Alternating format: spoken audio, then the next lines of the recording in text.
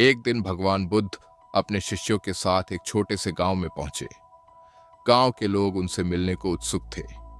वे सुनना चाहते थे कि बुद्ध क्या सिखाते हैं, शांति, करुणा और आत्मसंयम का मार्ग। लेकिन उस गांव में एक व्यक्ति था जिसे बुद्ध पसंद नहीं थे।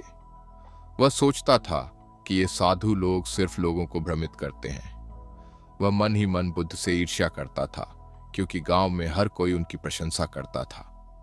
जब उसे पता चला कि बुद्ध उसके गांव आए हैं, तो उसने तय किया कि वह सबके सामने उन्हें अपमानित करेगा। बुद्ध एक पीपल के पेड़ के नीचे बैठकर उपदेश दे रहे थे। सैकड़ों लोग शांति से सुन रहे थे।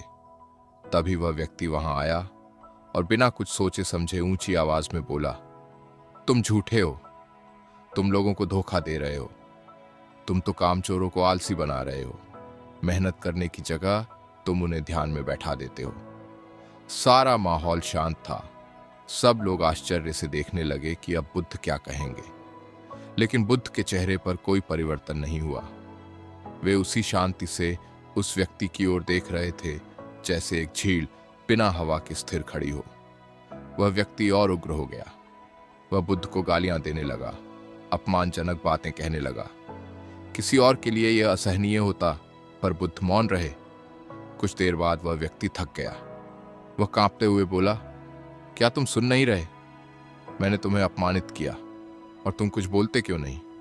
बुद्ध ने मुस्कुराते हुए कहा, भाई, क्या तुम कभी किसी को उपहार देते हो? वह व्यक्ति चौंक गया। हाँ, देता हूं, उसने कहा। बुद्ध बोले, अगर सामने वाला वह उपहार स्वीकार न करे तो वह उपहार किसका रहेगा? वह व्यक्ति बोला, जिसने दिया उसी का रहेगा। बुद्ध बोले, ठीक वैसे ही तुमने अभी मेरे लिए गालियों का उपहार लाया था, पर मैंने उसे स्वीकार नहीं किया। तो बताओ, अब वे गालियां किसकी हुई?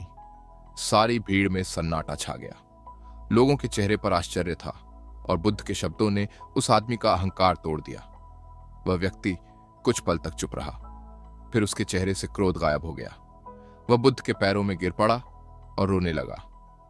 भगवान, मैं मूर्ख था। मैंने बिना सोचे समझे आपको अपमानित किया। कृपया मुझे क्षमा करें। बुद्ध ने उसे उठाया और कोमल स्वर में कहा, क्षमा का प्रश्न तब होता जब तुमने मुझे कोई दुख दिया होता, पर मैंने तो तुम्हारा उपहार लिया ही नहीं, तो मुझे क्षमा करने की क्या आवश्यकता?